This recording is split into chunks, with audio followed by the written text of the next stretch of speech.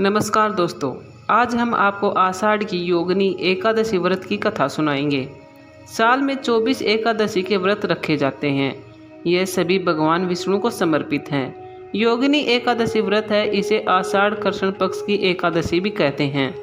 एक बार धर्मराज युधिष्ठिर ने भगवान श्री कृष्ण से इस एकादशी व्रत के महत्व और पूजा विधि के बारे में बताने का आग्रह किया। तब भगवान श्री कृष्ण ने युधिष्ठिर से कहा कि आषाढ़ कृष्ण एकादशी को योगिनी एकादशी कहते हैं। योगिनी एकादशी का व्रत रखने वालों को समस्त पापों से मुक्ति मिलती है, वह स्वर्ग में स्थान प्राप्त करता है। उसे 80,000 ब्राह्मणों को भोजन कराने के जितना पुण्य प्राप्त होता है। तुम्हें पुराणों में वर्णित योगिनी एकादशी व्रत की कथा और महिमा बताता हूँ। भगवान श्री कृष्ण ने योगिनी एकादशी व्रत कथा कुछ इस प्रकार सुनाई थी।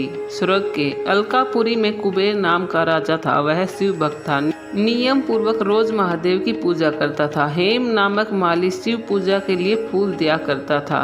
हेम की पत्नी विशालाक्षी थी, जो बहुत ही सुंदर थी। एक दिन हेम मान सरोवर से फूल लेकर आया, लेकिन घर पर वह पत्नी के साथ हास्य विनोद करने लगा और कामासक्त हो गया। दूसरी ओर राजा हेम के पुष्प लेकर आने का इंतजार करता रहा। दोपहर तक हेम नहीं आया। उसने सिपाहियों को माली के घर भेजा ताकि पता लगे कि वह क्यों नहीं आया। सिपाही हेम के घर से लौटकर आए और राजा को बताया कि वह नीच प्रवृत्ति का है, वह अति कामी है, वह अपनी पत्नी के साथ रमण कर रहा होगा। राजा कुबेर ने हेम को दरबार में बुलाया। हेम कांप रहा था। राजा ने क्रोध में कहा कि तुम पापी और अधर्मी हो, शिव पूजा के लिए फूल लेकर नहीं आए, तुमने भगवान भोलेनाथ का अनादर किया है, तुम श्राप के योग्य हो। राजा ने हेम को श्राप दिया कि वह पृथ्वी लोक पर जाकर कोढ़ी होगा और पत्नी का वियोग सहन करेगा। श्राप का प्रभाव तुरंत दिख गया। श्राप के कारण हेम तुरंत ही स्वर्ग से धरती पर आ गया।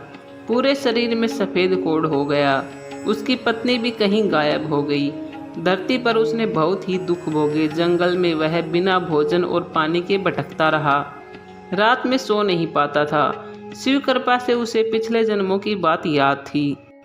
एक दिन वह मार्कंडेय ऋषि के आश्रम में पहुंच गया। उसने मार्कंडेय ऋषि के पैर पकड़ लिए। उसने अपनी पूरी कहानी उनको बताई। तब मार्कंडेय ऋषि ने कहा कि वह एक व्रत के बारे में बता रहे हैं जिसको करने से उद्धार हो जाएगा। उन्होंने कहा कि यदि तुम आषाढ़ कृष्ण एकादशी का व्रत विधि पूर्वक करोगे तो पाप मुक्त हो जाओगे।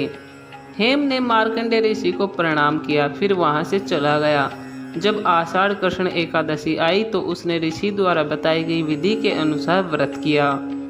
भगवान विष्णु की कृपा से उसका कोढ़ ठीक हो गया और वह अपने पूर्व स्वरूप में आ गया। वह फिर से अपनी पत्नी विशालाक्षी के साथ स्वर्ग में सुखपूर्वक रहने लग गया।